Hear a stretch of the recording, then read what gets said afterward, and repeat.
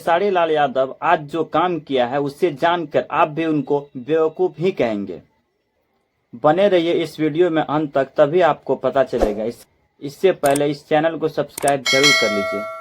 सबसे पहले तो मैं आपको बता दूं कि ये गाना इतना अश्लील है जिसका कोई जवाब नहीं है। जब उनको पास जाकर देखा तो उनके यहाँ पे झाग आ रहे थे, जैसे बुड्ढे हो गए हो, पर कोई बात नहीं। दूसरी बात, जो लड़की खेसारी लाल यादव को कुछ दिन पहले बुढ़ा बोलकर उनका बेइज्जती किया था, उसी लड़की के साथ एक गाना लेकर आया है खेसारी लाल यादव। इस वीडियो को देखकर यही पता चलता है कि खेसारी लाल यादव को अपना मान सम्मान से बढ़कर एक लड़की ही है। ये वही लड़की है जिसको कोई पूछता नहीं था। पहले ये लड़की थिएटर में काम करती थी और उस लड़की को खेसारी लाल यादव ने अपना वीडियो में डांस करवाई है।